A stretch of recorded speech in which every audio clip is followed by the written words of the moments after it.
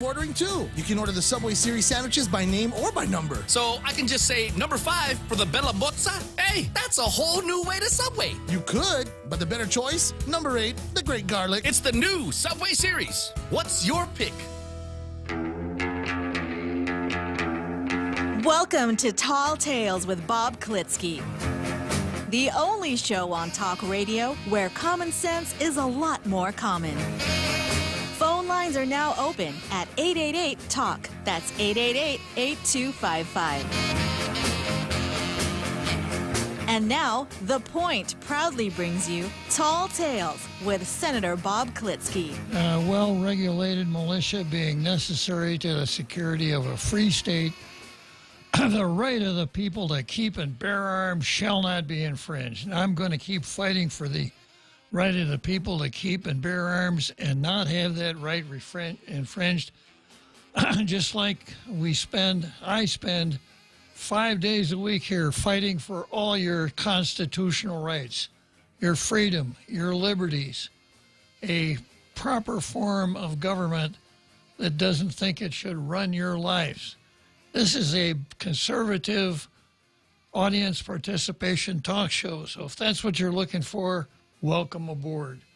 If it's not what you're looking for, especially welcome aboard, because you really need to be here. So we'll kick off the show, as is the usual custom, with Zemi Ikotny. And today the Daily News has something that comes close to being an editorial. Wonder of wonders. Our view.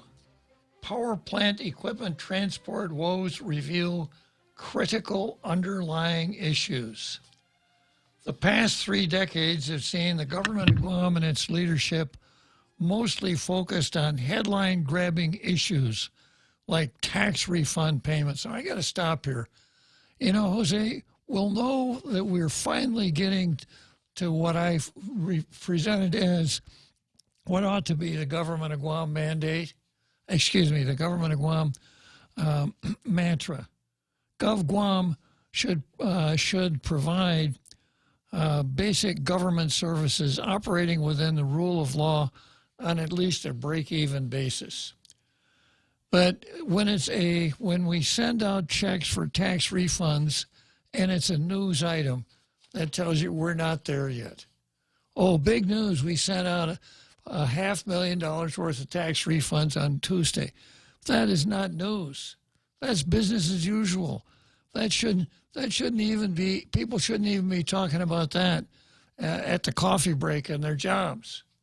But it's still news. And as long as it's news, the government is not functioning the way it should. So back to this editorial.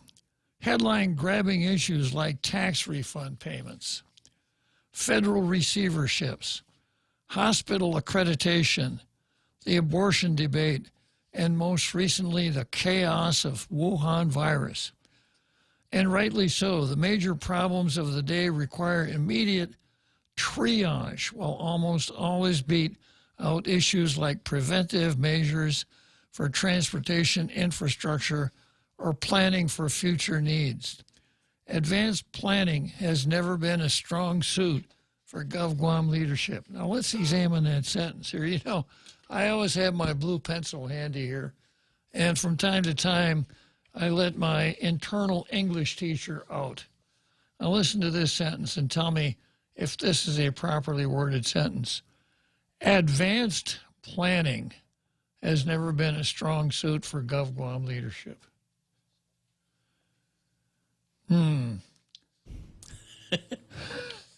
They should do retroactive planning. They should repeat that again. Yeah, they should plan today what they were going to do last week. No, they're going to do advanced planning. Well, hey, guys over there at the Daily News, the only time you can plan is pre-event. Advanced planning is a superfluous use of the word advanced.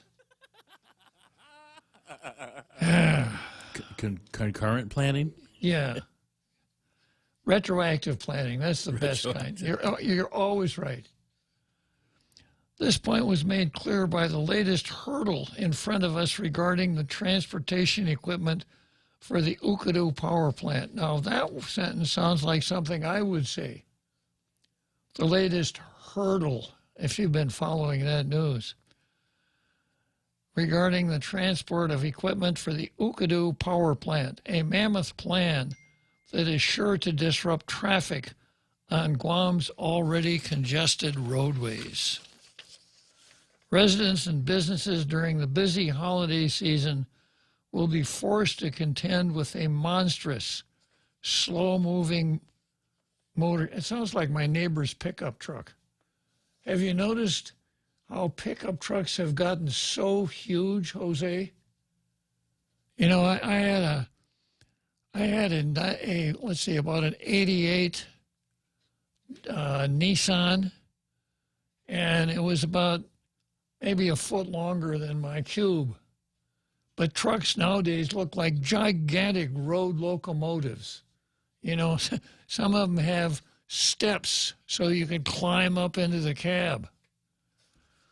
Well, I guess that's what people like. It's proportioned to the driver. The smaller the driver, the larger the pickup. Exactly. And usually what the pickup is used for is just to drive over to 7-Eleven to buy cigarettes, but that's another story. A monstrous, slow-moving motorcade of power plant equipment on our main thoroughfare that will require moving medians during all-night operations that could take up to 16 hours of travel time and possibly more. The transport has Department of Public Works officials on edge, as the weight of the equipment could damage roads and collapse bridges, culverts, and coverts as the motorcade makes its way north to the construction site from the Port Authority of Guam and PD. Upgrading our power infrastructure is necessary, but now it's been revealed that our transportation infrastructure needs to be prioritized on Guam's to-do list of upgrades and improvements.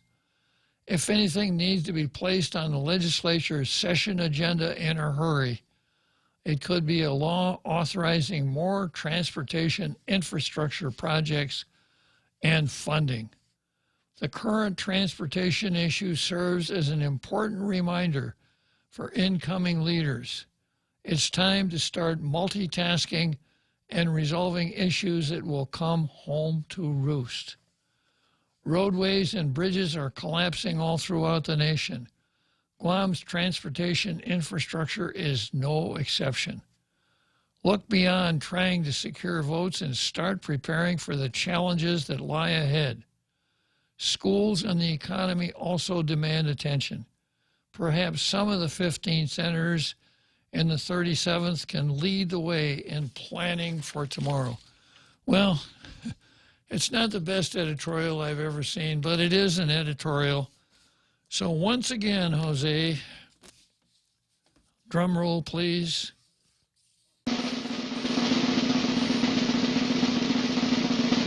Another coveted blue star for the Daily News. Folks over there at the Post, eat your hearts out, because you're not going to get any blue stars unless you write editorials. Nope. So that takes the Daily News up to 84 blue stars. The Post is still so far out in front with 262. Candidate's got 9. All right. So as I have done in the past,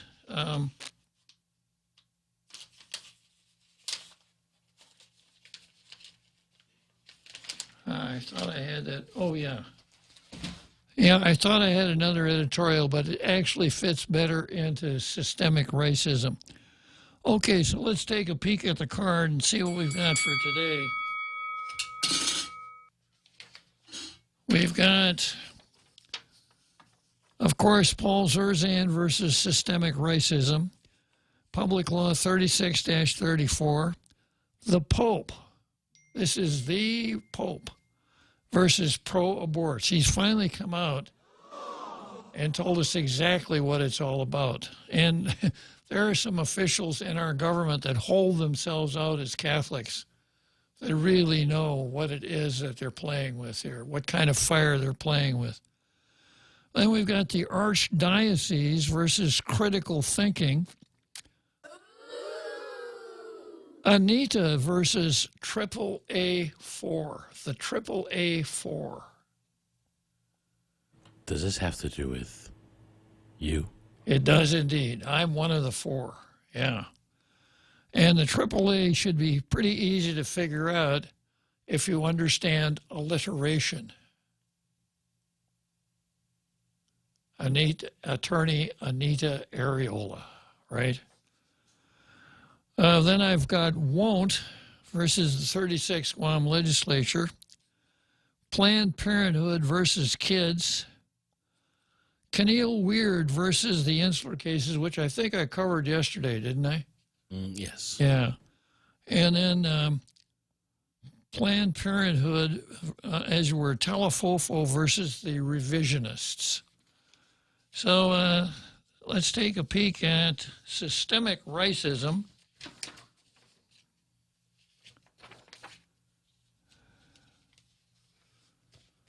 And once again, just by way of refreshing your recollection, when Paul Zerzan wrote a letter to the Daily News saying that the rice in this picture ain't red, it's orange, he was canceled because they said, leave our red rice alone. Don't play with our red rice. And they don't run his stuff anymore.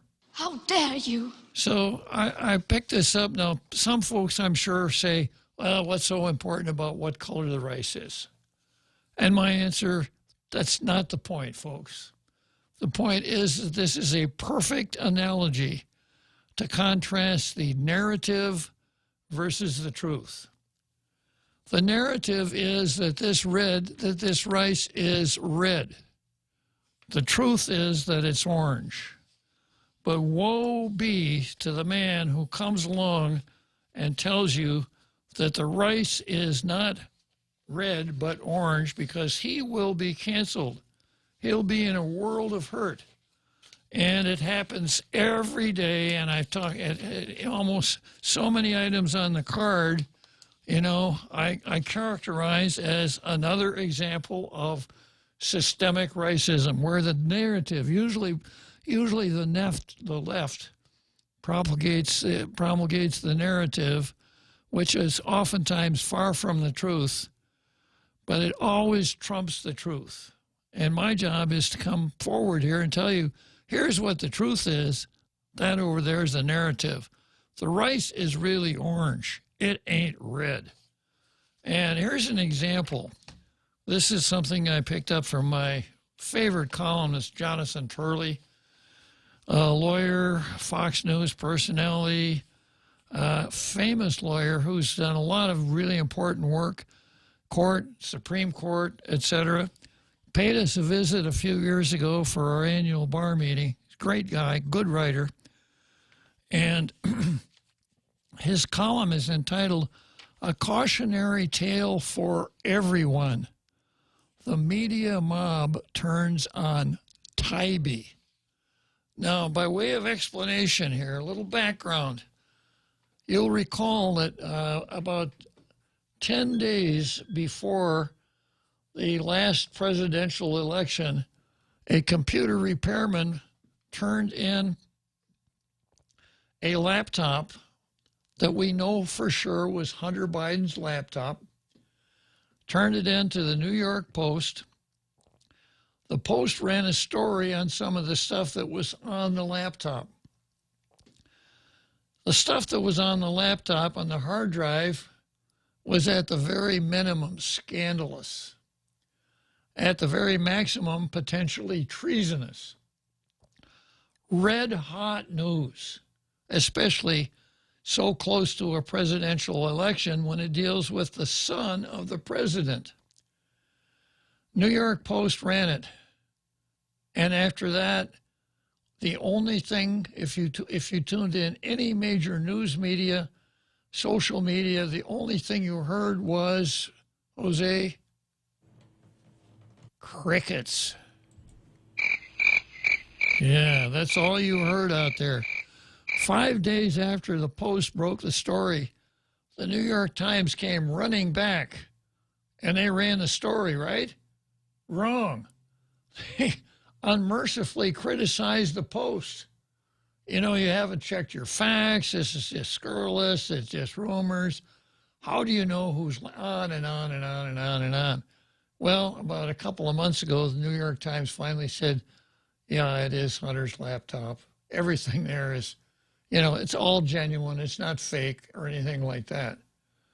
So that was the New York Times, the newspaper of record, the newspaper that tells you on its front page that it will print everything that's fit to print, so long as it doesn't hurt the Democrats. Beep, beep. Yeah. So not only did the New York Times had a self-installed gag, the WAPO, every other newspaper, major newspaper in the media cartel, Twitter, and then 51 former intelligence officers in the intelligence service of the United States came forward and said, this has all the earmarks of Russian collusion or of Russian disinformation. Pay no attention. There's nothing to see here. Move on to the polls and vote for Joe Biden. That's basically their message. Facebook would not run any of it. Twitter canceled Donald Trump, canceled the New York Post. Let's see, who else got involved with it? I think Instagram, everybody else just completely shut it down. Now, polls have come out recently where, reputable polls where 70% of the people polled in a random sample said, had they known about what was on the laptop about Hunter and the big guy, one of the things on the laptop is one of the co-conspirators saying, when this deal gets done, remember 10% goes to the big guy.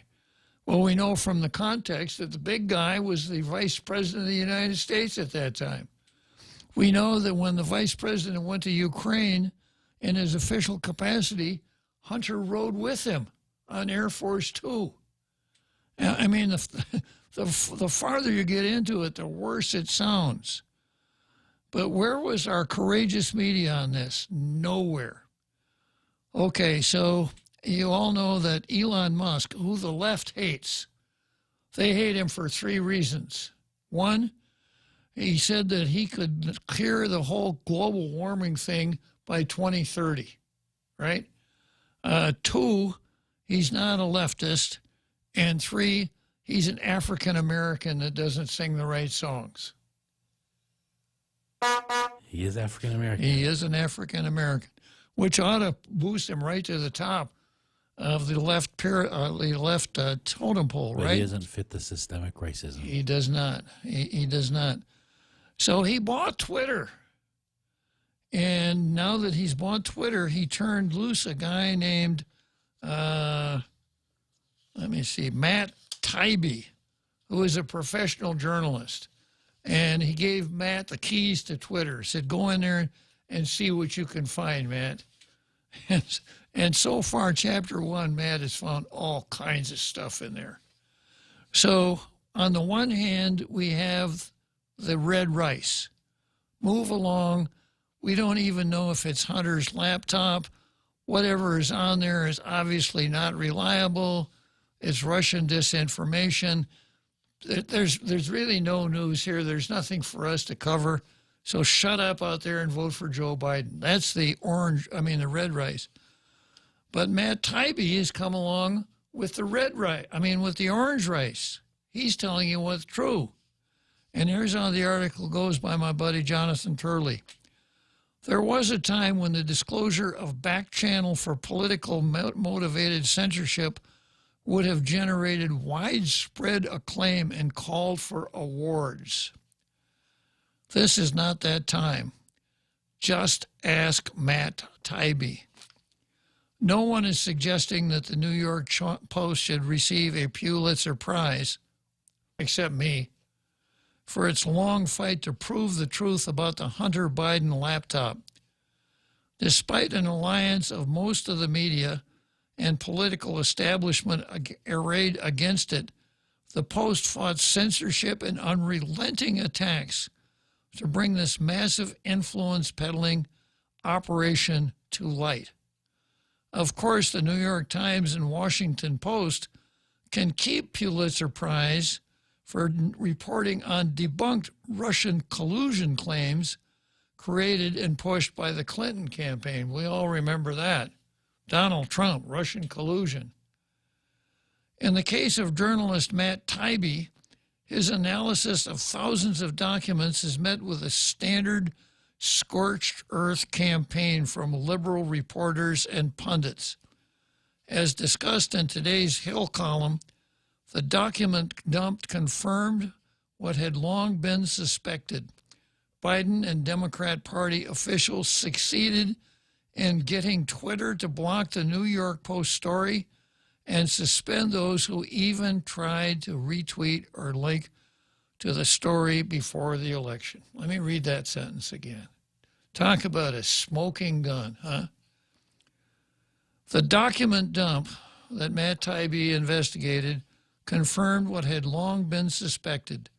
Biden and Democrat Party officials succeeded in getting Twitter to block the New York Post story and suspend those who even tried to retweet or link to the story before the election. What's interesting is this only occurred 2 years ago. Uh-huh.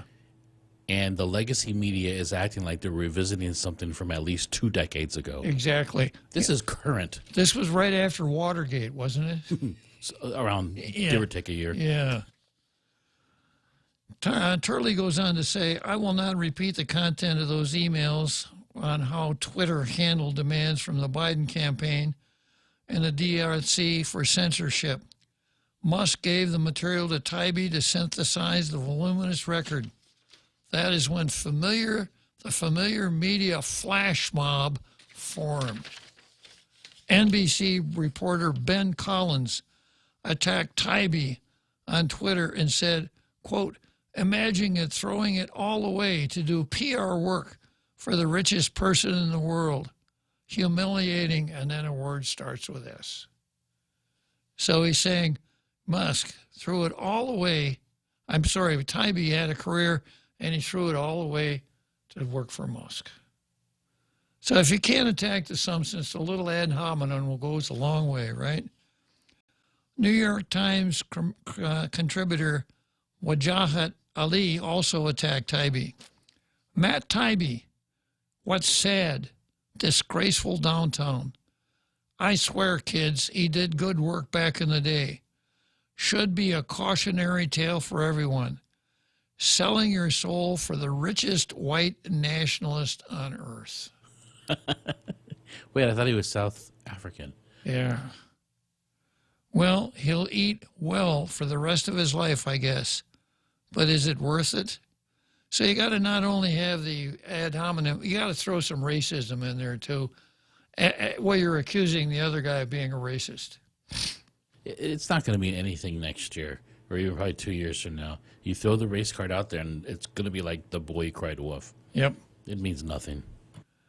So Taibbi's reported downfall as a writer is due to his role in disclosing a massive censorship system operated at the direction or behest of one political party and one political family.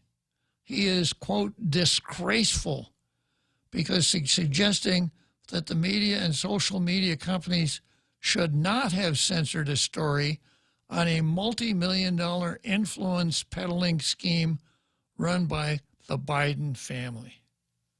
You know, and this shouldn't surprise anybody. Remember when Joe went public because he had a telephone conversation with the prosecutor in Ukraine who was attempting to prosecute his son. And Joe came forward and said, yeah, well, I called a guy and I said, you know, you got $6 million pending here. If you know what you're doing, maybe you need to be careful about who you prosecute. And SOB, Joe said, 6 hours later, the prosecution was over. He bragged about it. He bragged about it. And the legacy media defended him. Exactly. Yeah. Unbelievable. Really. Taibbi is not alone in his disgrace, according to Ali. He has also attacked former New York Times writer Barry Weiss, including for her statement that she was tired of the pandemic as being somehow racist. It reflects Americans' cruelty, right? We have also had cruelty, white supremacy, misogyny. America says go ahead and die, but just don't die on my lawn. That's what Ali said about Barry Weiss. Now, you remember Barry Weiss worked in the editorial boardroom of the Times. And when the New York Times ran an editorial by Tom Cotton saying that the president should have used the statute that allows him to send federal troops in to quell riots, you know, when Black Lives Matter was burning down everything from Kenosha to Seattle, remember that? The reporters, not the editorial, but the reporters side said, you've got to fire that editor, because if you don't, we all quit. So the reporters at the New York Times canceled the editor of New York Times because he ran an op-ed piece written by a sitting United States senator on a topic of great interest at the time. But what Cotton did was come out and say the rice is orange. So obviously he couldn't stay on board. So Barry Weiss, you know, got so angry that she disclosed the whole thing, and she said, I'm out of here. I'm not going to work for these guys. She exposed, which we already knew, the bias, but it came from somebody from the inside. From the inside, yeah. So, yeah, so the red rice is a whole lot easier to sell to the media than the orange rice. Back on Joe Biden, and I don't remember this too clearly, but I do remember when he ran for president back in the day, and he was disgraced because of all the lies that he said on the trail. I mean, not just like white lies, like blatant lies about his record, his academics, and all this other stuff. The jobs that he'd had. What happened to that? Because the media went after him. Yeah. It's almost like they had amnesia. Really? They do have amnesia, selective. Well, they have the same kind of amnesia that the Daily News. I mean, the Daily News advocated when they were talking about future planning. There you go. Yeah, their amnesia occurs before the event they're supposed to forget. My conspiracy-minded theory, conspiracy theory mind says he was chosen by Obama to be the vice president, and Obama can do no wrong. Therefore, Biden must be good. Absolutely.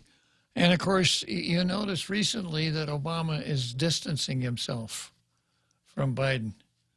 And the smart minds, the calculators are saying, obviously, Obama has to clear the decks in order to make Michelle's candidacy viable.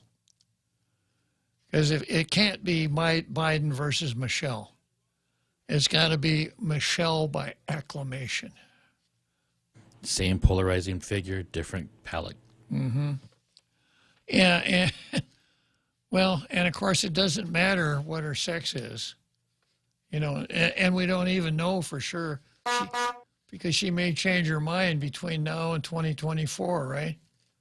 You really like Barack? You really like a man named Obama? Well, that's me. Let's take a short break here and we'll come back to systemic racism. Listen to The Point anytime, anywhere on Odyssey. Odyssey is your new audio home for all the music, news, sports, and podcasts that matter to you. Find your favorite stations like The Point and discover more. Music stations, local and trusted news sources, sports talk and team coverage, plus today's biggest podcasts. Find it all on the Odyssey app. AUDACY. Christmas is a very special time, but it can also be a very hard time. For the foster children Harvest House serves, it can be difficult and painful being away from their families and siblings. During Harvest House's Christmas celebration event, we hope that siblings living in different foster homes can join together to share in Christmas joy. We need your help to provide all 600 plus foster children with Christmas gifts. Help us make this a memorable Christmas for each of them. Harvest House will be accepting gifts until December 14th. Contact us at 300-5433 or email harvest.house@hbcguam.net if you have questions or want a suggested gift list. That's 300-5433 or email harvest.house@hbcguam.net.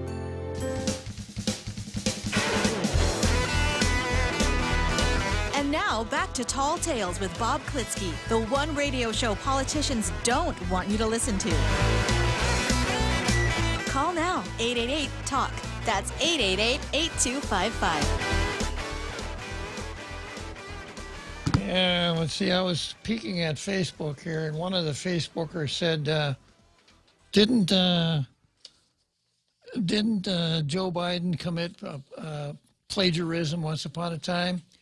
Joe ran for president in 1988, and when he gave one of his stump speeches, it had an amazing similarity to a speech given by a member of the British Parliament named Neil Kinnock. And the media was on that like white on rice. It was word for word. Yeah. And the media got on it so hard that Biden dropped out. But as the saying goes, that was then, this is now. Back in those days, the media was still concerned about what color the rice really was, not peddling the red rice narrative.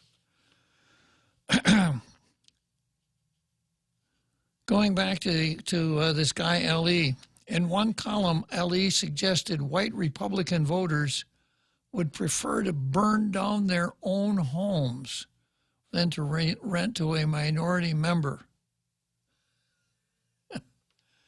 and compared them to the Al-Qaeda terrorists on Flight 93. He then wrote off most of them as, quote, lost. It's going to be a long, ugly, violent death rattle of a death cult, Ali said, in the New York Times. In today's world, the New York Times bans Tom Cotton for his view on the use of the military to quell violent protests, but publishes Ali, who told people not to waste your time reaching out to Trump voters as I did. So Ali's okay. Cotton is bad. Cotton is the orange rice. Ali is the red rice. He must be fun at dinners. Reaching out. Now, here's my favorite phrase. Reaching out, quote unquote, apparently means calling them virulent racists storming an airplane cockpit. That is the model of real journalism and commentary, not some journalist detailing a politically driven censorship system on social media. Most critics like PMSNBC host Mehdi Hassan attacked Musk or Taibbi while omitting any discussion of the details in these documents. Hassan simply declared that the full transparency ordered by Musk is just one of those nakedly and cynically right-wing narratives. But sure, the laptop. There is a simple reason for this evasion, and enmity. The media is too invested in suppression of this story to acknowledge that this was a scandal involving both massive influence peddling and massive censorship to cover it up. I previously wrote a column on the one-year anniversary of the Hunter Biden laptop story that marveled at the success of the Biden family in making the scandal vanish before the 2020 election. It was an analogized to Houdini making his 10,000-pound elephant Jenny disappear in his act. And I covered that on the show. Remember that? Yeah, I think I did. Yeah. The Biden trick, however, occurred live before an audience of millions. The trick, as you were, the key to the trick was involving the media and the original illusion. Both Twitter and these reporters became invested in the trick. It's like calling audience members to the stage to assist in the performance. Reporters have to insist that there was nothing to see, or they have to admit being part of the original deception. The Bidens were able to make this elephant of a scandal disappear because Twitter and the media wanted it to disappear. Musk has now pulled away the cover and revealed the elephant. Rather than acknowledge the beast, the media is turning on those who made it visible. The Bidens forced many liberal reporters and pundits to excuse the raw corruption of influence peddling. They are now getting the same figures to dismiss censorship. The alternative is simply to bear, let alone explain. After all, if it's still on the stage, it was there all along, and that can only be nakedly and cynically a right-wing narrative. No wonder I like this guy so well. He's always there, and he lays it out in such almost poetic fashion. Okay, so that's systemic racism on the national scene. It's as bad there as it is here. Going on to the next item on the card. It's the Pope versus pro-aborts. Now, we know that Lulian Guerrero holds herself out as a Catholic, and we know that Calamity Jane Flores holds herself out as a Catholic. And I'm not positive about Anita Areola, but this is something that came from Reuters, which isn't exactly the most right-wing publication either. And Reuters said, Pope warns Catholic politicians who back abortion. Pope Benedict on Wednesday warned Catholic politicians they risk excommunication from the church and should not receive communion if they support abortion. It was the first time that the Pope, speaking to reporters aboard the plane taking him on a trip to Brazil, dealt in depth with a controversial topic that has come up in many countries, including the United States, Mexico, and Italy. He's been pretty coy about this until now. He has. Wow. The Pope was asked whether he supported Mexican church leaders threatening to excommunicate left-wing parliamentarians who last month voted to legalize abortion in Mexico City. Quote, yes, this excommunication was not an arbitrary one, but is allowed by canon law, which says that killing of an innocent child is incompatible with receiving communion, which is receiving the body of Christ. They, Mexican church leaders, did nothing new, surprising, or arbitrary. They simply announced publicly what is contained in the law of the church, which expresses our appreciation for life and that human individuality, human personality are present from the first moment of life. Under church law, someone who knowingly does or backs something which the church considers a grave sin, such as abortion, inflicts what is known as automatic excommunication on themselves. Late sentente. I'll get to that in a second. Selfishness and fear are at the root of pro-abortion legislation. Selfishness and fear. Let's see if we could find an example of selfishness, Jose. I have a feeling you're going to find it very quickly. Yeah. Attorney Vanessa Williams, it's impossible to separate our choice of whether and when to have children from every other choice in our lives. We may have something else that we want to do.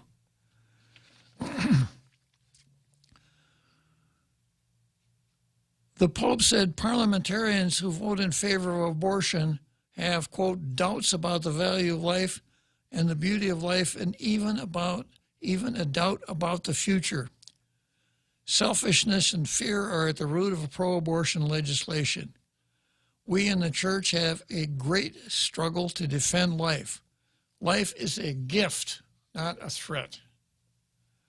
The Pope's comments appear to raise the stakes in the debate over whether Catholic politicians can support abortion or gay marriage and still consider themselves proper Catholics. I don't think the word proper needs to be there.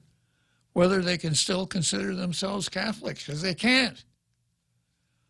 In recent months, the Vatican has been accused of interference in Italy for telling Catholic lawmakers to oppose a draft law that would grant some rights to unwed and gay couples.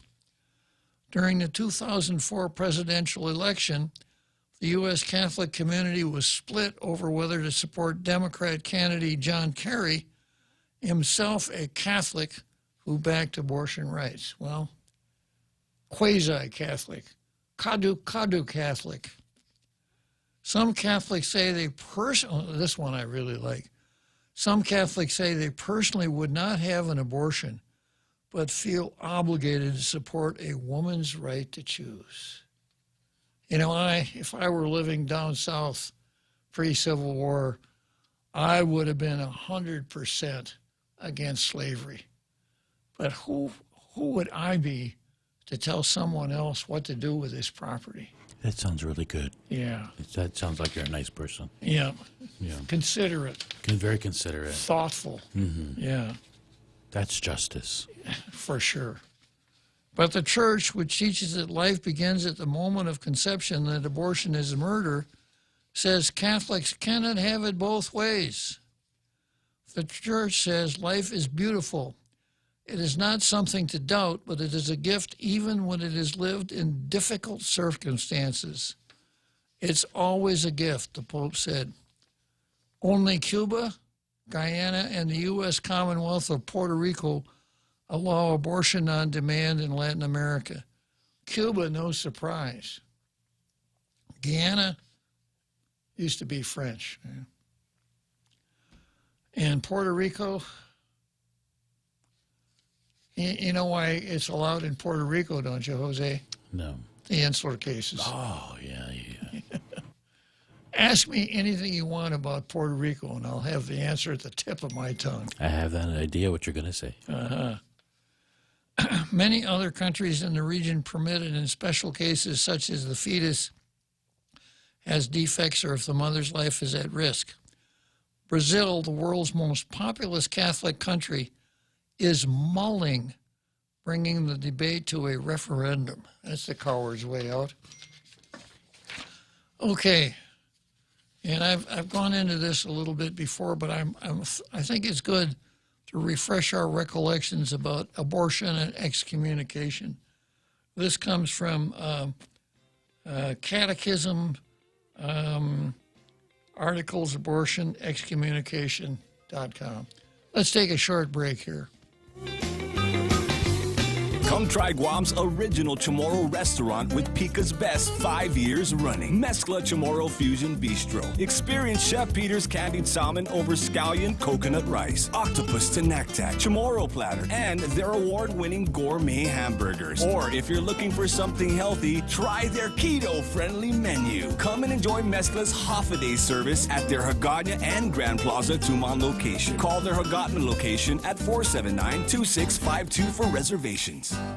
Farewell ANZ Bank. You've been an excellent corporate citizen for 30 plus years. And yes, we're competitors, but we're sorry to see you go. Now let us address the bank's customers. Bank Pacific's arms are wide open to accept your banking needs, whether it be to handle your savings, commercial checking, merchant business, or consumer or commercial loan needs. We're open on Saturdays in 4 convenient locations and have excellent online banking services. And we're staying, for as you might know, where others put branches, we place roots. Equal Opportunity Lender, member FDIC.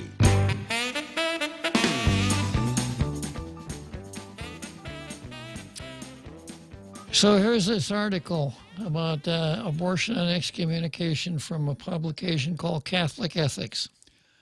Any Catholic who obstinately denies that abortion is always gravely immoral commits the sin of heresy and incurs an automatic sentence of excommunication. So I think most people think excommunication means a bishop or somebody sends you a letter saying no, it isn't the way it works. Canon 1398, a person who procures a completed abortion incurs a latae sentientae excommunication. I'll spell it, Jose. Maybe you can put it on Facebook, okay? It's LATAE SENTENTIAE.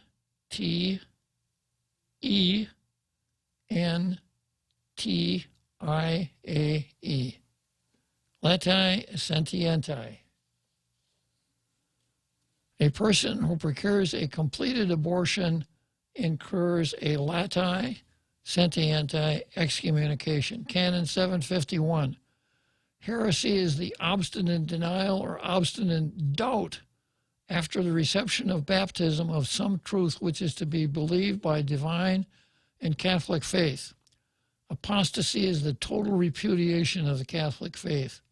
Schism is the refusal of submission to the Supreme Pontiff or of communion with members of the Church subject to him. The phrase latae sentientae means a judgment or sentence which has already been brought. In other words, a sentence or judgment which does not need a future additional judgment from someone in authority. It refers to a type of excommunication which is automatic. Such a sentence of excommunication is incurred by the very commission of the offense. That's at Catechism 2272. And does not require the future particular judgment of a case by competent authority. A Catholic who deliberately and knowingly obtains a procured abortion commits a mortal sin and is automatically excommunicated under Canon 1398. Under laws of secular society, if one commits a crime, then anyone who deliberately and knowingly provides essential or substantial means for that person to commit that crime is called an accessory to that crime and is also subject to the penalties of law.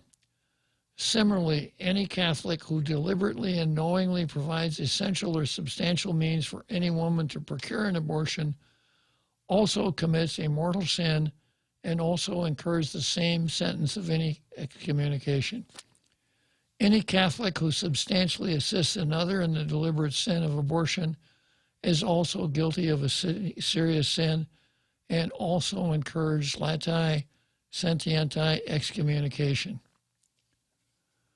Those Catholics who publicly announce their denial that abortion is always gravely immoral, or publicly promote abortion, or who publicly argue in favor of legalized abortion also commit a mortal sin and incur a sentence of automatic excommunication.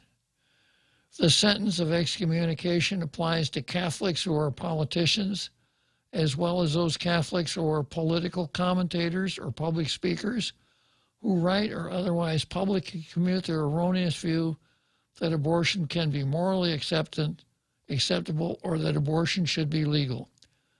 This sentence of excommunication also certainly applies to those Catholics who claim to be theologians or biblical scholars. but believe or teach that abortion is not gravely immoral. So I don't think it could be any clearer. So I suppose, given our constant emphasis on being accurate, we shouldn't stop referring to our governor as a Catholic. She's an ex-Catholic. And, you know, for those of you out there going, "Well, how does the Catholic Church know what the person's heart is like?" And that's exactly the point of this excommunication. It's not about who knows, except for the person committing it. Exactly. Exactly. So unless our governor has gone through the confession and reconciliation process, she is not a Catholic. Nor is Jane Flores a Catholic. They're former Catholics. They're ex-Catholics. And there is a way for them back into the church, but until they follow that way, they are not Catholics, and they shouldn't hold themselves out as Catholics. Now, given this and all of the publicity here, priests who allow the governor and Calamity Jane to come forward for the Eucharist during Mass are also aiding and abetting. And they're in some extreme... Walking a fine line. They really are. A thin line, and thin ice is what Yeah, so if they know when those people, come before them, they should not be given the wafer. They should be told, shut up, sit, and go sit down and examine your soul. And again, for those who don't understand what that means, Eucharist is not a prize. It's not a dessert. It's not something to be sought after as a form of your status in the church. It is your communion with God. And as Catholics, and I'm not here to apologize, but as Catholics, our main mission is to get into heaven, to be in full communion with God. And if you don't want to do what the church teaches, which what God teaches, then what are you doing? Why are you a part of this? Why do you even show up? Why even show up? If you want to be, then start following. Yeah. If you don't, then get out. Yeah. Unless the motive is something along the lines of, I don't like abortion, but I believe in every woman's right to bodily autonomy. But if that's the way you believe, then you are no longer a Catholic. Why do you go to Mass? What's even worse is bringing others with you. Then why do you go to Mass? And the motive has to be, on Sunday morning, it's important for me to be seen at Mass. In other words, it's the show that I can put on. All right, let's break for the big halftime show, and we'll go on to the next item on the card.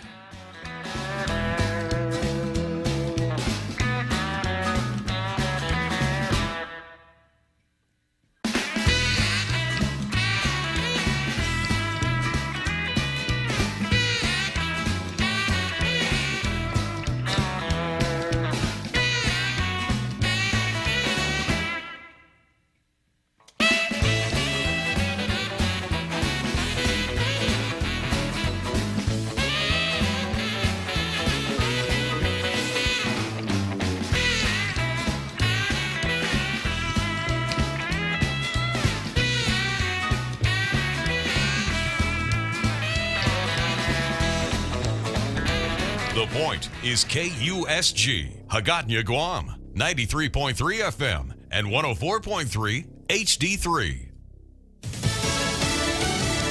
Government funding deadline fast approaching. I'm Jack Callahan, Fox News. The government's authority to spend your money runs out in 10 days. White House Press Secretary Karine Jean-Pierre says Congress needs to approve a new spending authorization bill. The president believes that Congress needs to and has to reach a deal, a bipartisan deal. This is something that they were able to do just last year around this time in a bipartisan way, and he believes that they should be able to do this again. This should not be about partisanship. We are talking about critical funding. But House Minority Leader Kevin McCarthy says Republicans should only agree to a short-term bill, telling Fox's The Ingram Angle. We're 28 days away from Republicans having the gavel.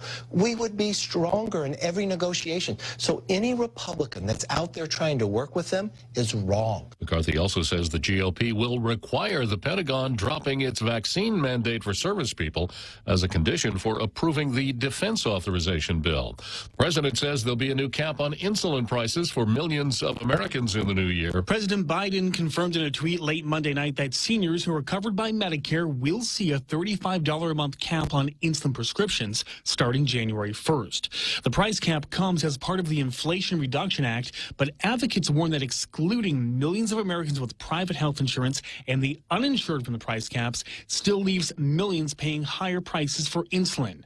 There has been a bipartisan push in the Senate to offer broader caps to the 37 million Americans in need of the life-saving treatment. Fox's Sean Lanchel, a police officer in Memphis, has been shot and critically wounded after a confrontation at a gas station that left a suspect dead. Actress Kirstie Alley has died following a brief battle against cancer just recently diagnosed. The two-time Emmy Award-winning actress was 71 years old. America is listening to Fox News.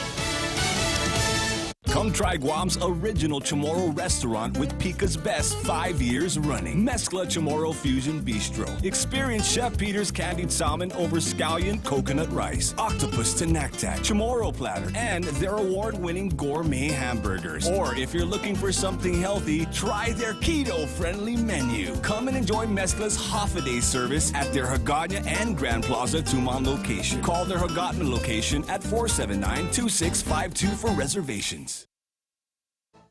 From the Fox News Podcasts Network. Hey, it's Will Kane. Casting has swept the top 3 best radio stations. The Point, Boss 104, and Star 101. Top 3 radio personalities, Kyle Mandapat, Ray Gibson, and Daryl Lizava. Put the power of Pica's Best to work for you. If you're an advertiser, call 671-888-7346 for information, rates, and packages. And let us get your message out to Pica's Best listeners with Pica's Best broadcasters. And thanks for listening to Pica's Best. Fox News.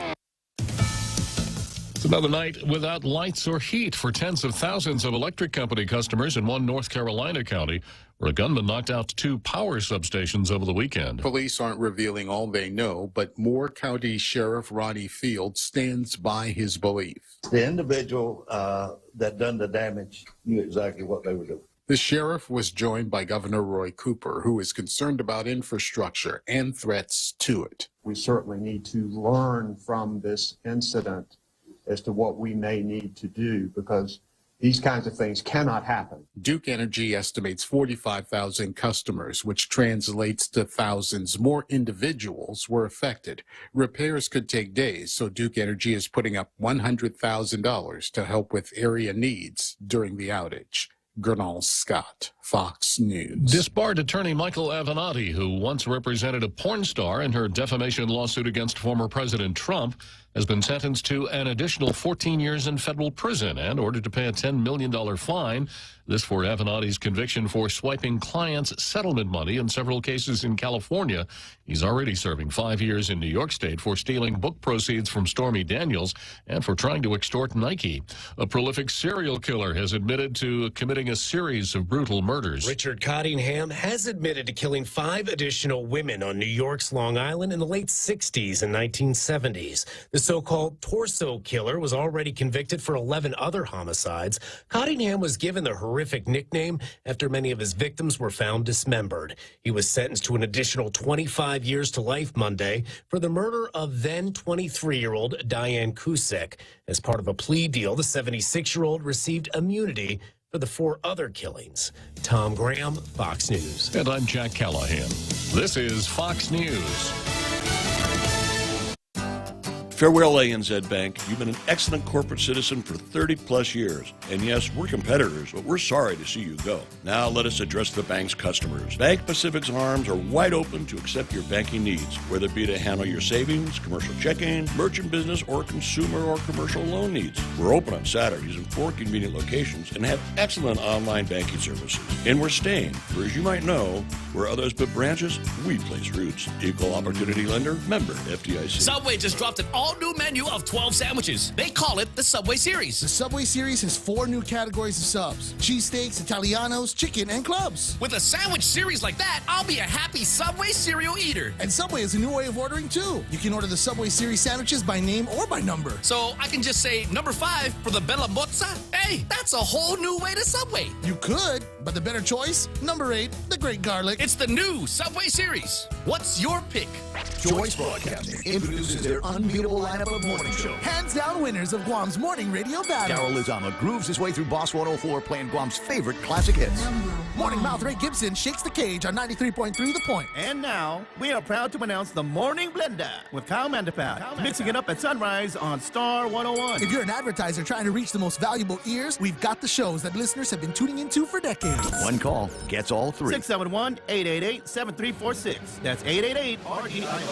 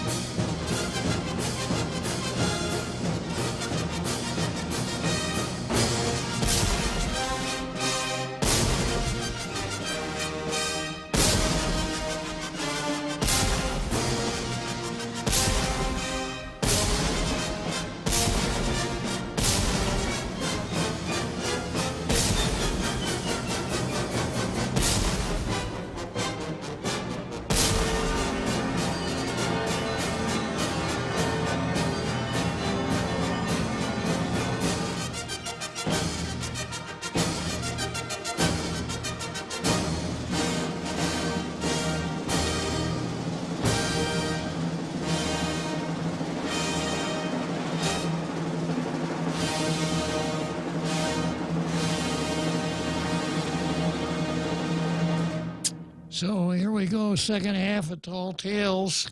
And I'm back into the card.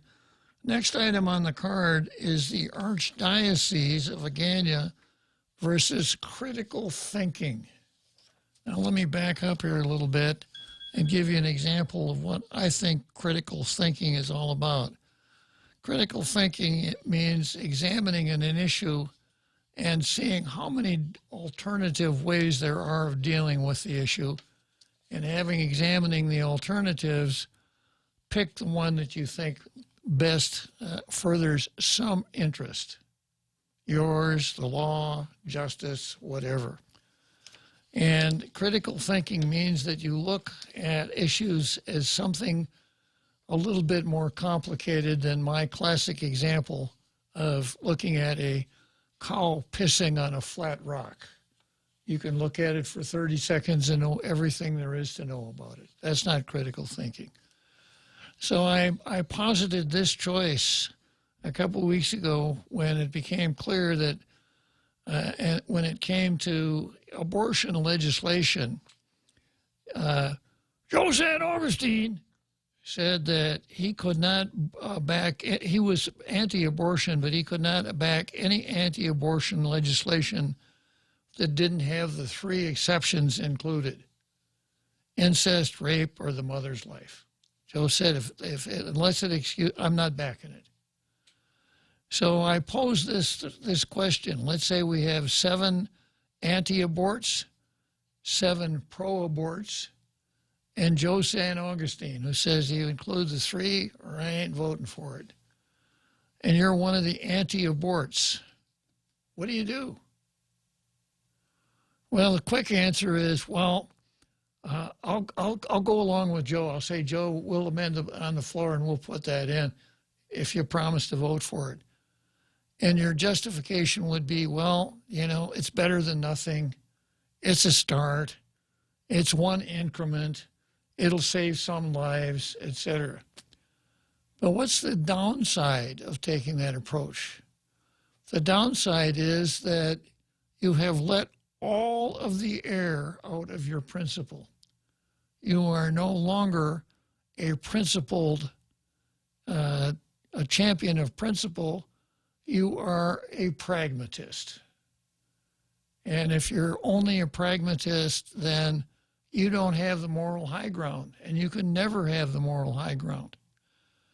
Because the principle involved in being an anti-abortionist is the one I keep saying over and over again.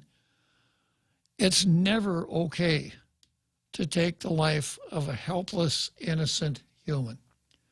Is a helpless, innocent human who is conceived in rape, does that make it okay?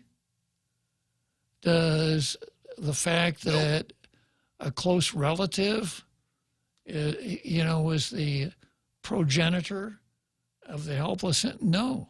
Nope. So as soon as you go along with Joe's compromise, maybe your bill will pass, maybe it'll become law. But that's it for you. It's all over. Because you have forfeited your principle. You no longer stand on the high ground. You no longer stand on an ethical ground. You're just a pragmatist. You'll do whatever works. So that's what I mean by critical thinking. Okay, now next on the agenda here is the Archdiocese versus critical thinking. And this is a letter in the Daily News. Per a recent news story in this paper, the Archdiocese of Agana, specifically its Vicar General, Father Romeo Convocar, has called on Vice Speaker Tina Munya-Barnes to place the Heartbeat Act on its session agenda. Unfortunately, Convocar's support of the Heartbeat Act inadvertently implies that killing a child in the womb is okay up until a fetal heartbeat is detected. This is in direct contradiction to universal Catholic teaching, which holds that life begins at conception and the direct killing of an innocent, defenseless human being is always intrinsically evil. So there you go. You've got the Vicar General of the local church, who, according to Tony Diaz, the PR guy for the church, is basically running the show until Archbishop Burns comes back, if he ever comes back. So he's saying, please put this bill that endorses the killing of a child, of a helpless innocent, before he has a heartbeat. That's okay. Prior to the Dobbs decision overturning Roe, incremental pro-life legislation like the heartbeat bill was the best that could be hoped for, and advocating for such legislation was even officially encouraged by Pope John Paul in his encyclical Evangelium Vitae. However, since the Dobbs decision has opened the door for a full legal ban on abortion, Convocar would have better served the church he represents by writing a letter of support to Attorney General-elect Doug Moylan, who has stated his intent to dissolve the injunction placed on Guam's 1990 abortion law. Convocar's letter to Vice Speaker Burns is yet another example of the Guam's Catholic Church leadership continually stepping on itself when it wanders into the public arena, usually after being baited and without proper counsel. Unfortunately, as recent history has demonstrated, such leadership's public missteps are not paid for by the Catholics on the altar, but by the Catholics in the pews. Pretty good letter, don't you think, Jose? There's some parts of it that I'm going to read over a little bit. I understand where he's coming from, where Tim is. And I talk with Tim a lot, or not converse with him, but I've conversed with him before. And I understand where he's coming from. But I see the Heartbeat Act and Bell's Law as two different things. I don't see as one against the other. But I do. What I don't see is the part where it's inadvertently implying that the child in the womb is okay until a fetal heartbeat is detected. Because there's been other legislations that didn't go all the way as well. But with Roe versus Wade, this does bring it to a different conversation. And especially with Bell's Law, in play. Definitely in play. Yeah. Well, when if you take the time to read the Heartbeat Act, it says it's okay to abort a helpless, innocent child prior to the detection of that heartbeat. That's basically what it says. So here again, it's important to mean what you say, but it's probably more important to say what you mean. So Convocar could have said, what really needs to happen is this. Bell's Law needs to be resurrected. But in the interim, until that happens, then let's go with the Heartbeat Act. But he didn't. So, you know, when you say things in public, when you're a public figure, those who don't like what you say are going to pick them apart and analyze them very carefully. I see that. Yeah, and that's where we are. So if we came down to, let's say that Doug is successful and he gets the injunction dissolved, Bell's Law is resurrected, and then the pro-aborts at the legislature say, yeah, but we got to go in there and we've got to change some of it. And in the floor debate, you know, the anti-aborts say, no, you can't do that. You can't repeal it. You can't change that. And the pro-aborts come back and say, yeah, but you guys think it's okay to abort a baby before there's a heartbeat. That's why you supported the Heartbeat Act. Remember that? Yeah, and that's where my part will come in and say yeah, well, I'm not going to listen to them if they say that. And I hope nobody else does, because that's a silly, but they can do that, but I dare them to do that, you know, because that's not an authority they believe in. So why should they use that as an argument? But I see the point here, which is why I'm hoping that the Archdiocese does put a letter of support to Doug Moylan, who has already publicly said he's going to go for to dissolve the injunction. Yeah. Now packaging comes in here too. Yes. And consider this, a letter from Convocar to Doug Moylan. We applaud you. You're doing the right thing, et cetera, and he lays that out clearly. And then in the second part of his letter, he says, as an interim measure.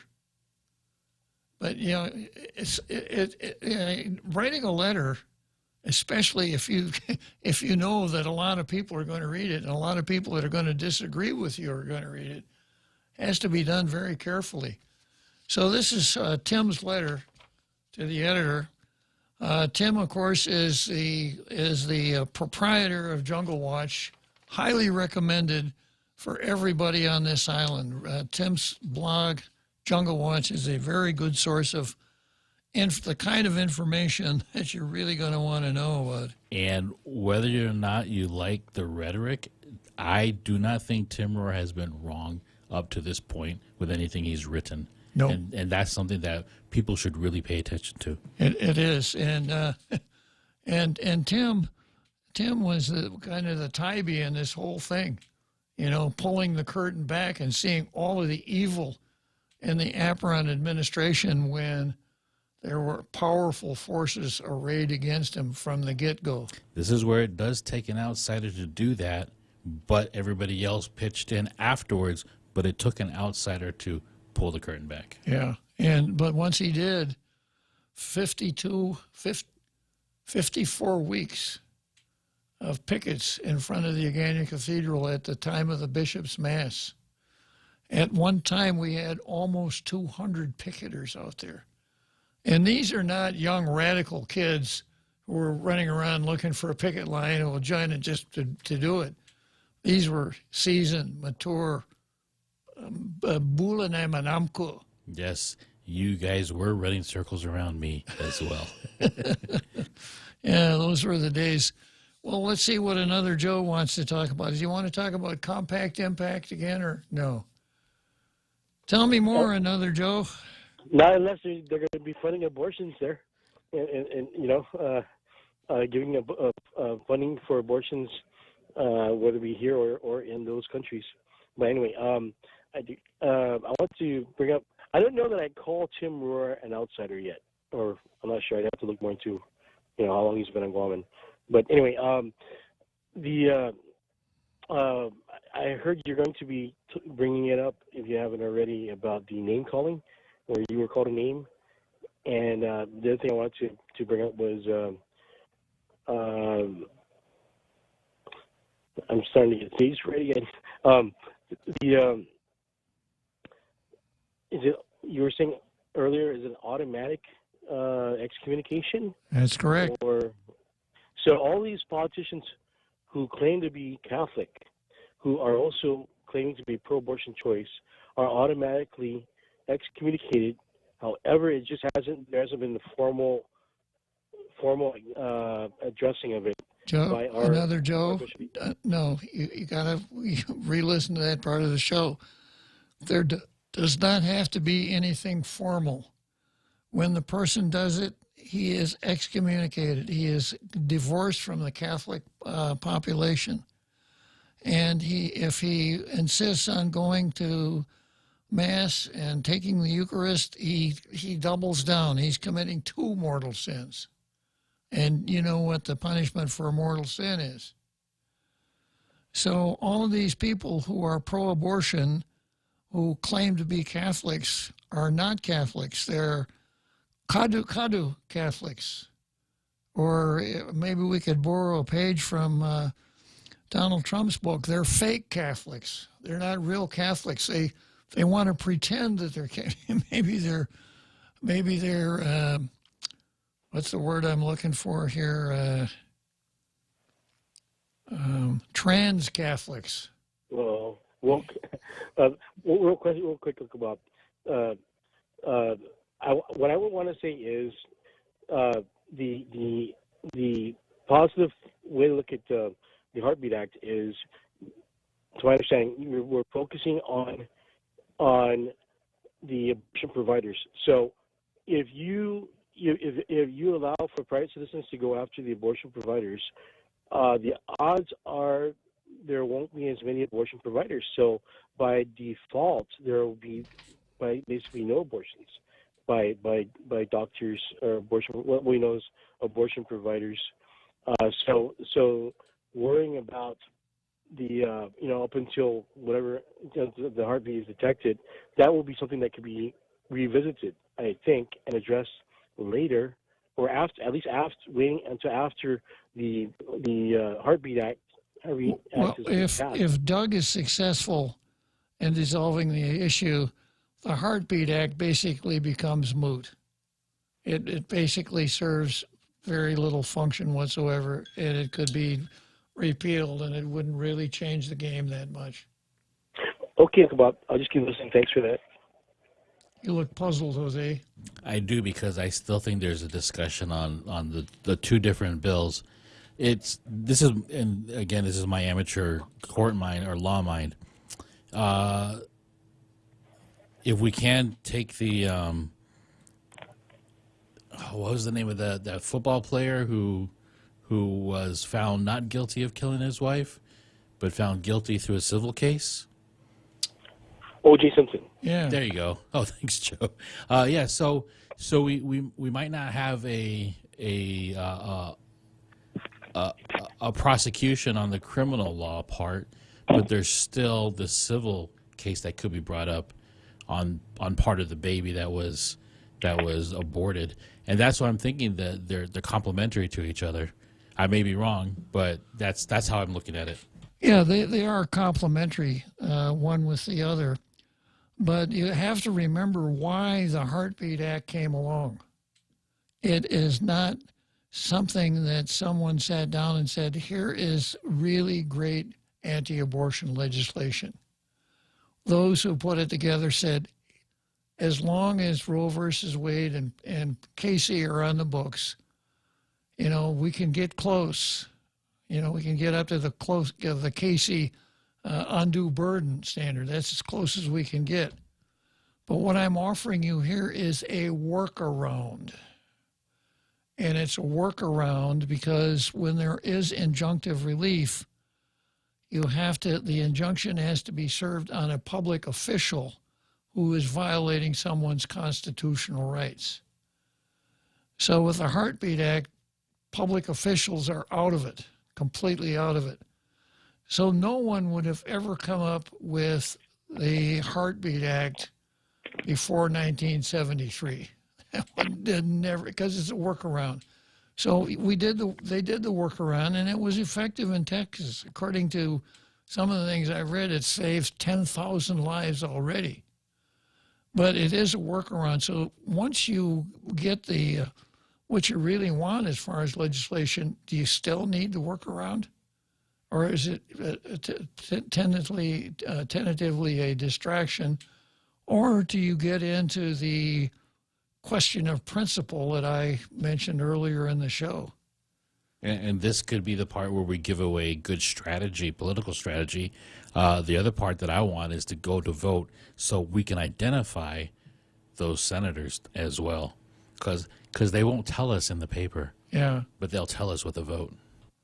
Yeah, that's a good point, Jose. The ones who vote against any anti-abortion legislation should not ever be reelected. That exactly. I agree with you 100% on. Or at least we can address it with the church and their what they said about being public officials and being more pro-abortion choice. Okay, another Joe. So thanks for your time, Bob. You're welcome, buddy. Okay, so I guess we could head for Wrigley Field. Now let's head for Wrigley Field.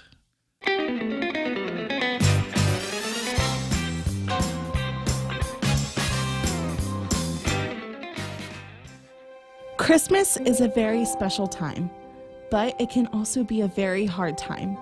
For the foster children Harvest House serves, it can be difficult and painful being away from their families and siblings. During Harvest House's Christmas celebration event, we hope that siblings living in different foster homes can join together to share in Christmas joy. We need your help to provide all 600 plus foster children with Christmas gifts. Help us make this a memorable Christmas for each of them. Harvest House will be accepting gifts until December 14th. Contact us at 300-5433 or email harvest.house@hbcguam.net if you have questions or want a suggested gift list. That's 300-5433 or email harvest.house@hbcguam.net.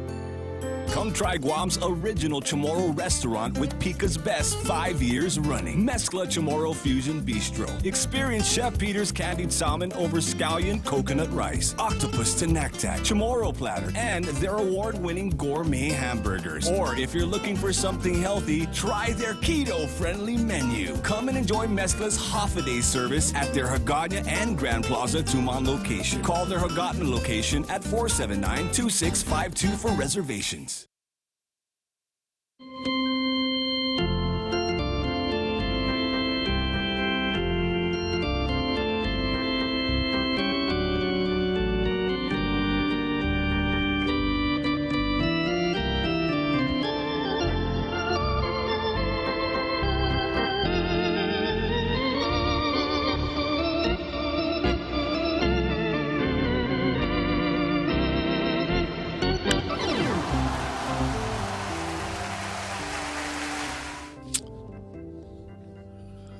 Okay, so here we go with next item on the card, which is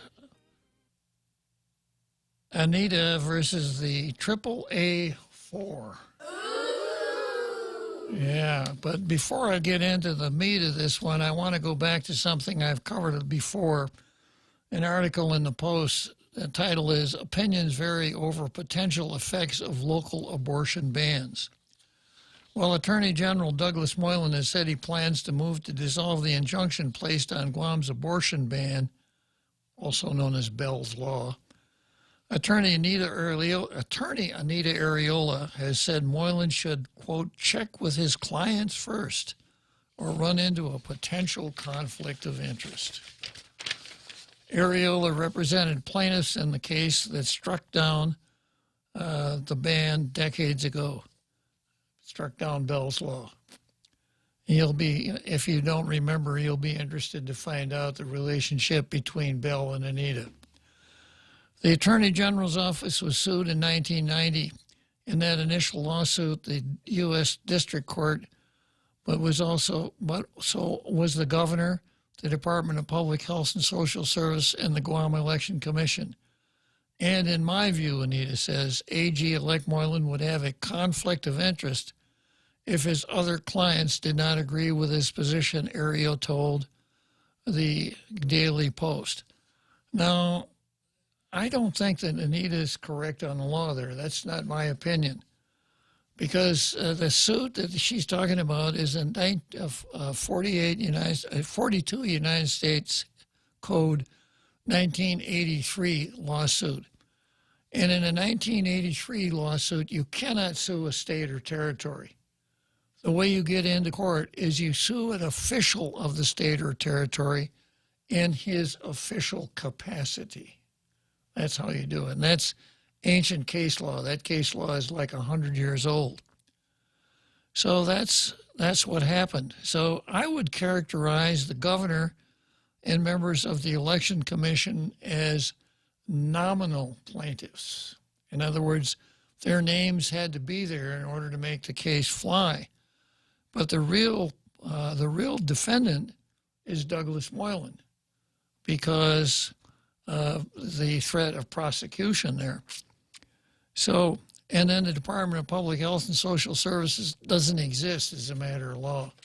You can't sue a department. You could sue the director of a department, but the department itself is not a fictive entity. It's not a legal person.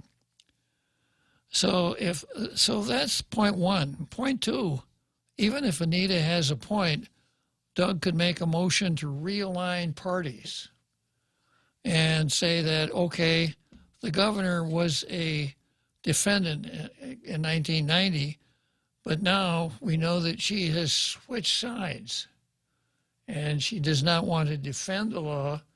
She wants to preserve the injunction, so she shouldn't be treated as a plaintiff. As the defendant, she's got to be treated as a plaintiff.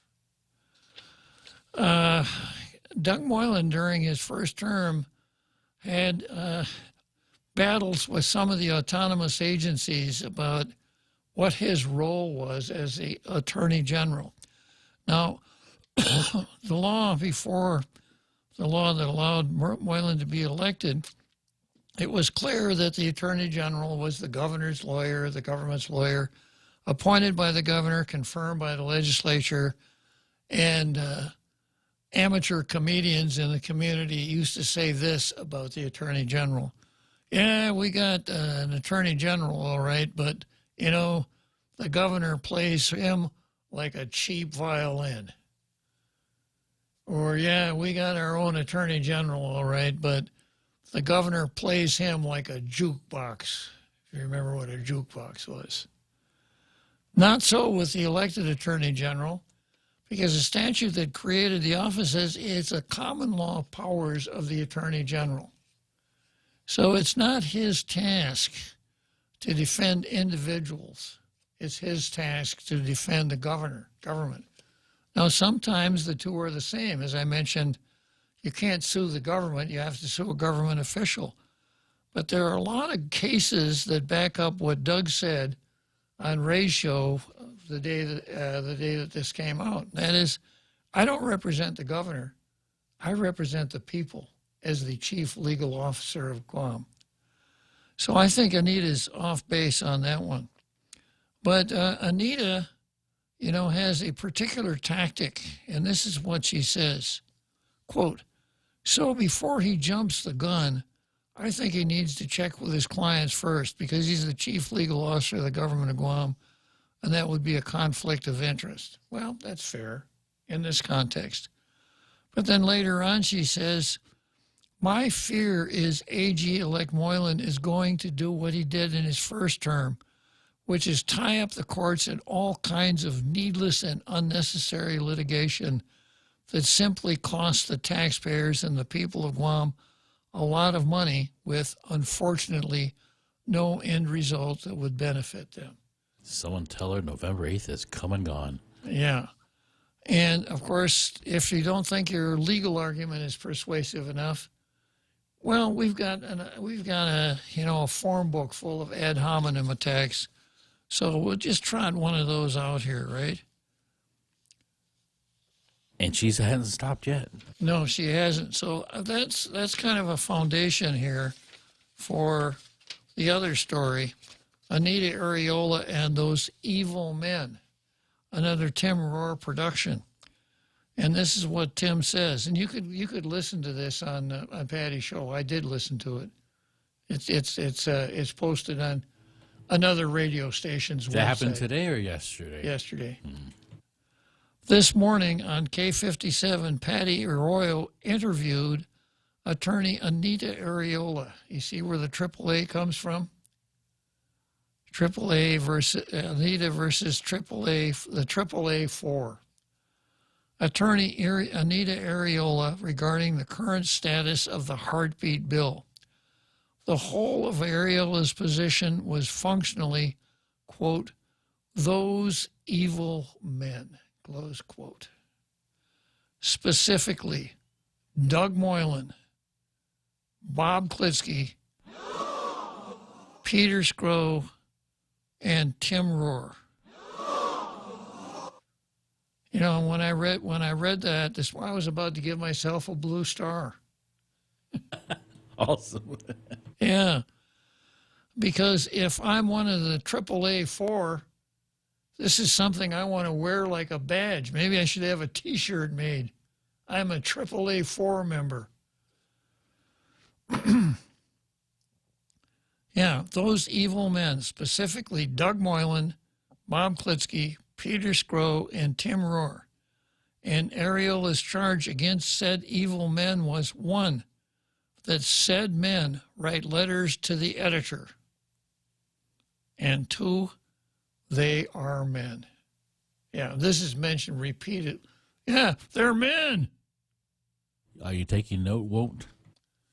They are men. So with respect to that charge, I'm not gonna try to evade or come up with affirmative defenses or deny. I plead guilty. I am a man.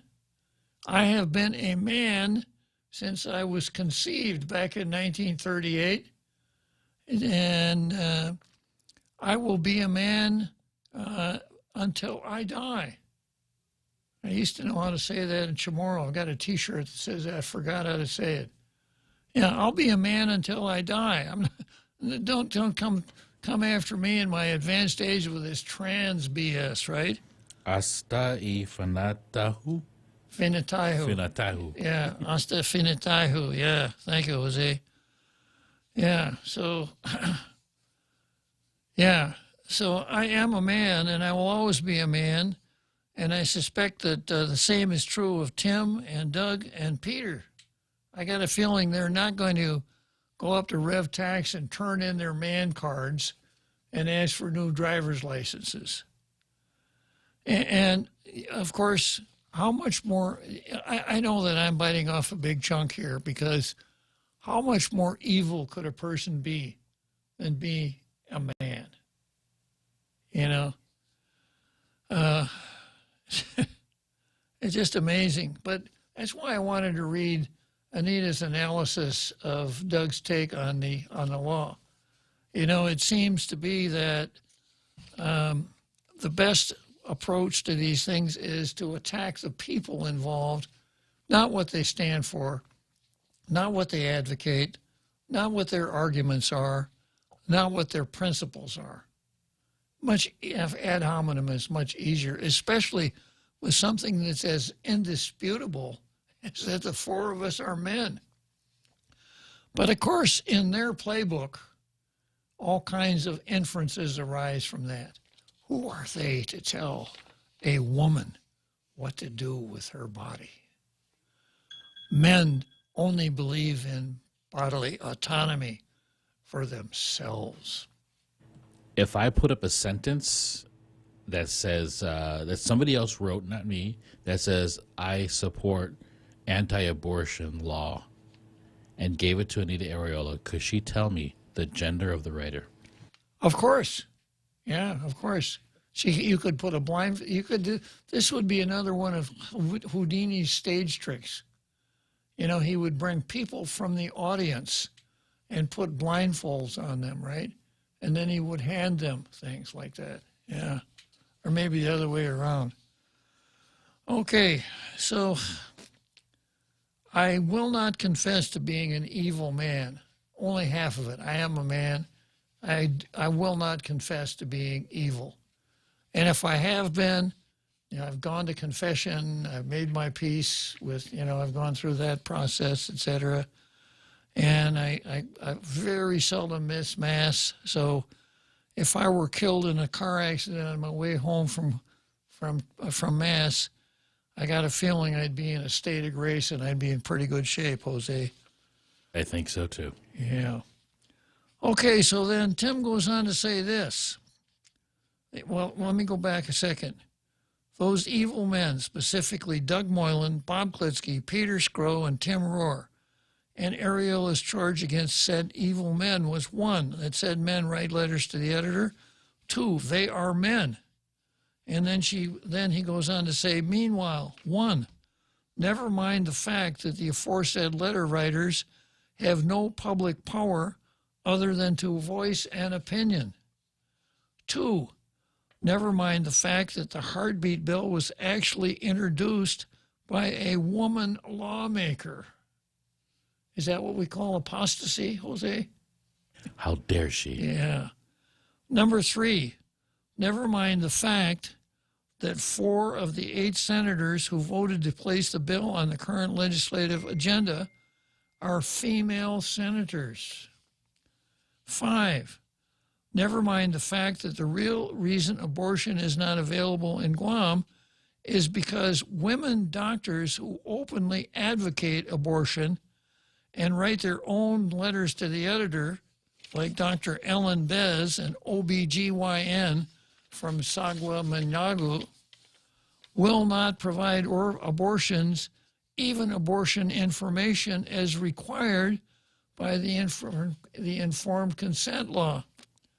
6, never mind the fact that the current governor, a woman and a registered nurse, and as such a qualified person, chooses not to provide informed consent information to women seeking abortion and instead forces women to access the required information via teleconference with doctors in Hawaii who they don't know and will not be in Guam to care for them should something go wrong with their do-it-yourself mail-order abortions. Next number, never mind the fact that the real threat to abortion in Guam is not the heartbeat bill, which does not make abortion illegal, but the 1990 Areola law, which is the product of a woman senator who just so happens to be attorney Anita Areola's late mother.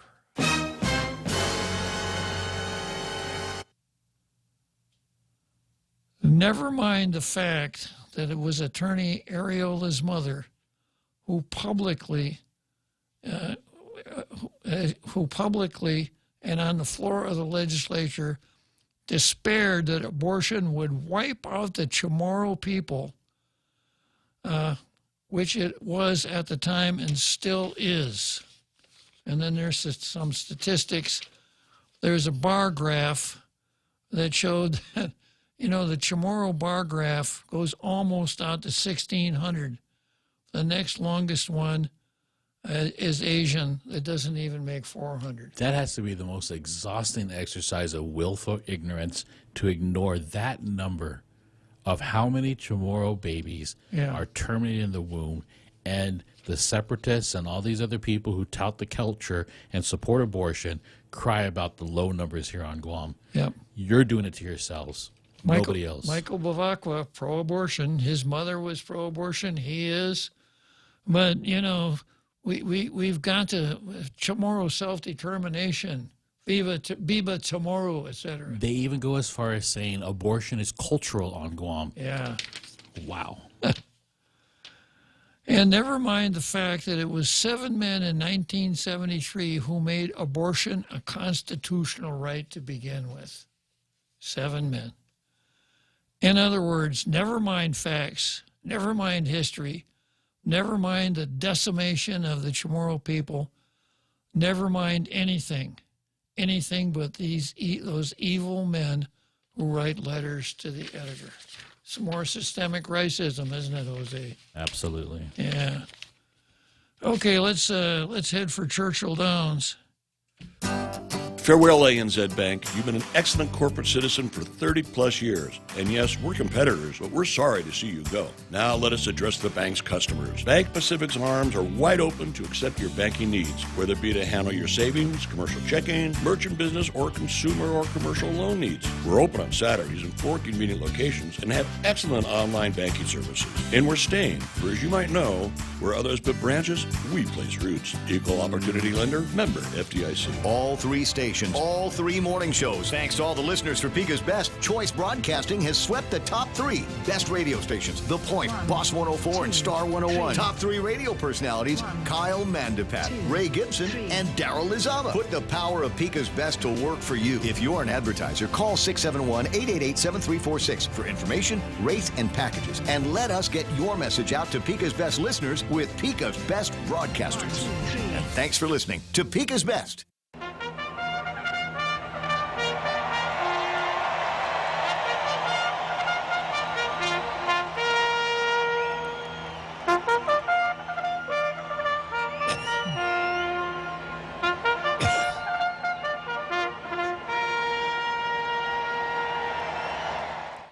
How do you know we're at Churchill Downs, Jose? How do we know? Our Carl calls. Absolutely. Yeah. The most dangerous man in the room. Always calls in. I wouldn't say that he wants to get the last word. I think it's more of a summation of important points that people shouldn't forget. And that's why we treasure the calls from our Carl, the most dangerous man in the room. Tell us more, our Carl. Yeah, this is becoming like almost a Pavlovian reaction. There's 5 or 10 minutes left in Tall Tales. I need to call. There you go. Yeah, I just wanted to, I caught part of your list. I didn't catch the whole thing, so I might be just repeating something you said. But actually, the greatest beneficiaries of abortion, the group that usually wants abortion the most, is men who have fathered these children and don't want to have anything to do with taking care of kids. They want nothing to do with it. Interesting point, our Carl. Yeah, so despite the evil men thing, that the ladies that are supporting this are actually supporting men that don't want to father children and don't want to take care of kids. Irresponsible men. Exactly. Yeah. There's a and I got to interject this. I remember the last time I looked at the statistics. There is a plurality of women who get abortions that are married. It's not the reckless teenager. It's women in their late 20s and 30s who are married who get the abortions. And you can only speculate on why they want to get abortions. Yes, yeah. And there's actually an incentive for women that it's kind of a negative incentive for women not to abort, and it's due to the welfare state. They tend to the welfare state tends to pay more benefits when there's more children, and there's even more benefits when the father is not present. The head of household is not present, so there's kind of a reverse incentive. And but Carl, to counter that, what I see is a certain cult aspect that women, postmenopausal women, incel women, and various and sundry other women are pro-abortion because they want to be part of the gang. Part of the sisterhood, so to speak. Yeah, the shout your abortion thing. I'm woke. I'm pro-abortion. Yeah. Yeah, but in these, poverty-stricken neighborhoods. It's especially affected blacks. There's a YouTube personality, Terrence K. Williams, who is he was famous for being a Trump supporter and being a humorist, and he's got quite a following. But he was one of 9 children brought up in a ghetto, and every single one of his siblings was fathered by a different man. All 9 of them came from different men. It was really sad. So I don't know how he made it out of that. He's really done quite well for himself, and he's he's got a very positive outlook on life. But anyway, I just wanted to toss that into the mix. Okay, Carl. Thanks for joining us at Churchill Downs. See you tomorrow. All right. Can I have one more never mind on that list? Sure. We had a caller that talked about her life and her abortion experience when she was much younger, and now she has kids and everything. But she remarked that the abortionist who she went to was telling her that because the Blue House closed down, his clientele dropped. Mm-hmm. Remember, that was run by a woman. That's right. Very true. Yeah, the infamous Blue House case. Well, let's see. I got somebody else here hanging out in the grandstand at Churchill Downs. It's Mike. What does Mike want to talk about, Jose? Just a brief comment. Okay. Go ahead, Mike. You got plenty of time. All right. Thanks, Bob. Just wanted to make a quick comment on the term pro-choice. Let me ask you something, Judge. Is murder wrong? Absolutely. Okay. So the term pro-choice is just another word for murder. So when people say protect women's right, so the right to choose. So basically they're saying to protect the woman's right to choose murder. Exactly. Yeah, and that's where a lot of the, interpretation is that they camouflage the word murder for choice. So if you're going to support a woman's choice for murder, to choose murder, then why be prejudiced only to women who choose murder and not a person who decides to just go and shoot a person at the store or, in front of him, because he said the wrong thing or because, she overcooked the rice or, burnt the Spam, whatever it is. So murder is murder regardless who it comes from, whether it comes from a person with a gun or a woman with a choice. You're absolutely right. To say it, yeah. You're absolutely right, Mike. You're absolutely right. A lot of people they don't understand that the word choice, it's just a subterfuge. It's another word for saying murder. So if you're going to support a woman's choice, then you're supporting a woman's choice to choose murder. Provided, I understand rape is wrong, incest is wrong, but 2 wrongs does not make abortion right. Absolutely. Because the child that's in that womb has nothing to do with the sins of the world and its evilness. So I just want to say that. That's all. Good for you, Mike. You nailed it. Thanks again for calling. And Mike's exactly right. And that's why here on Tall Tales we spend a fair amount of time talking about language, words, communication, George Orwell. And the way you change a person's attitude is by changing his vocabulary, by taking words away from him. So if you can convince a woman that she has a right to choice, and you don't go to the A word at all, you work it hard enough, you're good enough at it, you're going to be successful. And Mike, that's why we don't use the word pro-choice and pro-life here in the show. We don't use those at all. We talk about pro-abortion and anti-abortion. And when callers start straying in that direction, I will very politely interrupt them and remind them what they're really talking about when they use pro-choice, just as you mentioned in your call. And we're always on the lookout for these new words and these new ways of, in a sense, fooling people into thinking that something is wrong. Something that's wrong is actually right. Because there's nothing right about abortion. And the principle involved here in Tall Tales is that it's always, as Tim says, intrinsically wrong to take the life of a helpless, innocent human.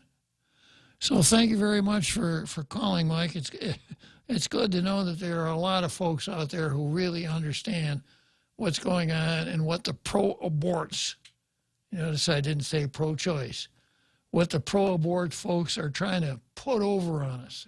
Well, that's the current pro-abort narrative, is to claim that they are for choice.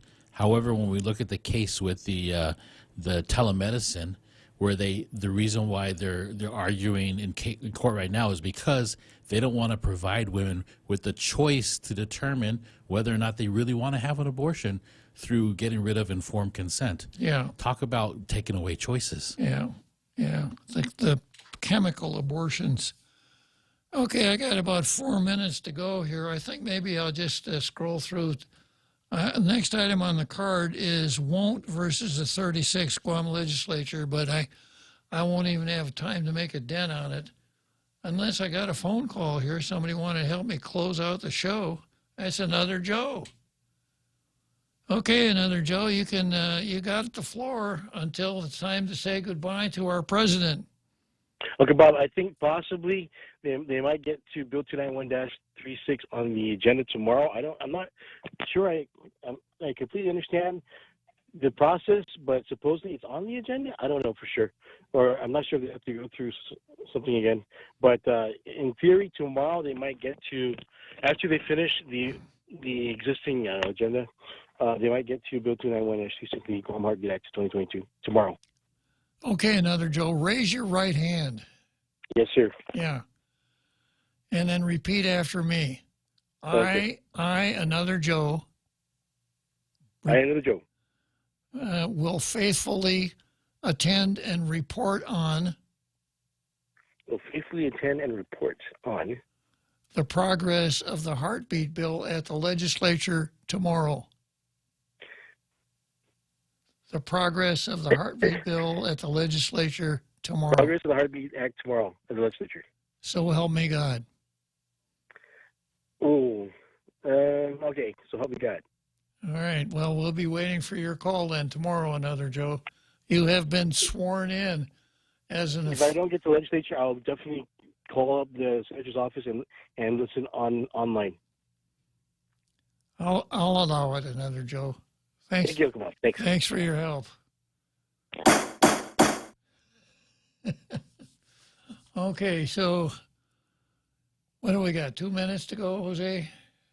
Yeah, probably about 10 seconds before the music starts. Okay.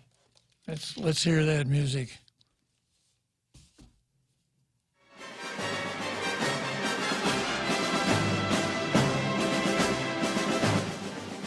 Let's go, Brandon.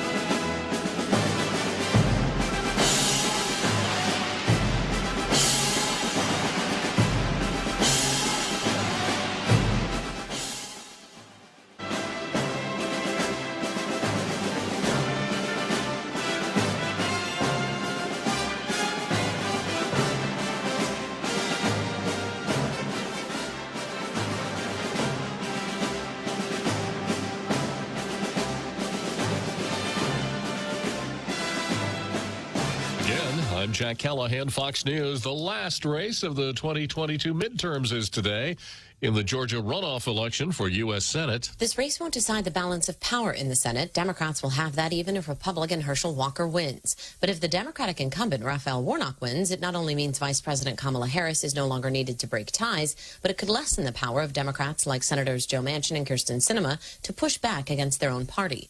Monday, Walker was on the trail shaking hands with voters at a diner in Flowery Branch, Georgia.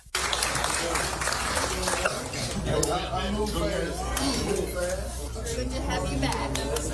Warnock met with Teamsters members Monday and spoke to students at Georgia Tech, telling them to vote like it's an emergency. Fox's Jessica Rosenthal. The FBI has joined the investigation of the disabling of 2 power stations in North Carolina over the weekend by someone shooting out critical equipment. I know that they are leaving no stone unturned in this investigation to find those who are responsible. North Carolina's Governor Roy Cooper, at least 35,000 homes and businesses in Moore County, North Carolina, are still in the dark. A police officer in Memphis, Tennessee, is reported in critical condition after being shot at a gas station. The officer's suspected assailant was also shot and killed.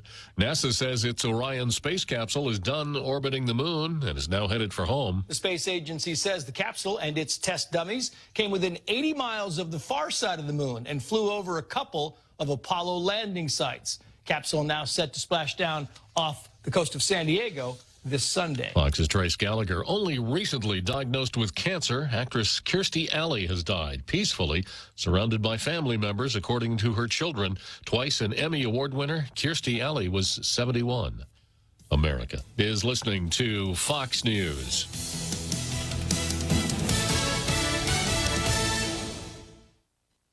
Get all of your favorite Fox News podcasts ad-free on Apple Podcasts with Fox News Podcasts Plus. From Trey Gowdy, the Fox News Rundown, Will Kane, Brian Kilmeade, and so much more. Go to foxnewspodcasts.com for all the details.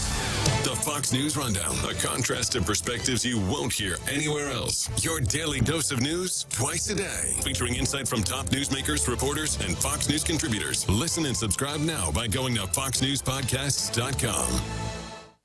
New from the Fox News Podcasts Network, Dana Perino, co-host of the 5 and America's Newsroom on Fox News Channel, returns to the world of audio with a new limited-time podcast, Everything Will Be Okay with Dana Perino. Building off the success of her best-selling book of the same name, Dana provides an unequaled brand of advice built on real-life experience and interviews experts and individuals that make a difference in the lives of others. Subscribe and listen now by going to foxnewspodcasts.com or wherever you get your podcasts.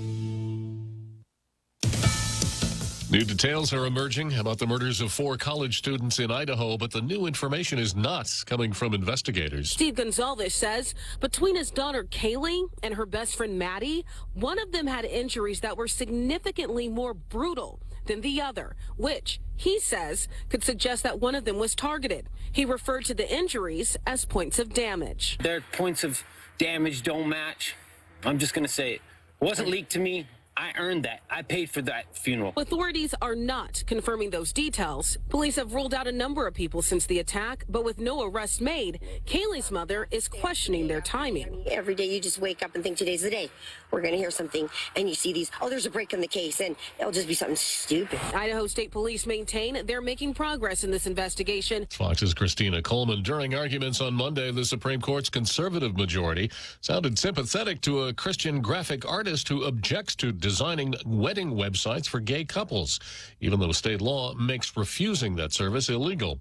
The liberal justice suggested striking down that law could open the door to broader refusals by businesses to serve people or groups they don't like. New research says hearing aids may help to mitigate the cognitive decline in older Americans. Researchers in Singapore did what they call a meta-analysis of dozens of observational studies of just over 137,000 participants. They found the use of hearing restorative devices, like behind-the-ear hearing aids or cochlear implants, produced a 19% decrease in the hazards of long-term cognitive decline. That research published in the Journal of the American Medical Association. Johns Hopkins University recently released a study that said mild hearing loss doubled the risk of dementia. Jill Nato, Fox News. And I'm Jack Callahan. This is Fox News. OKFC, OKFC, original and crispy. Happy holidays, folks.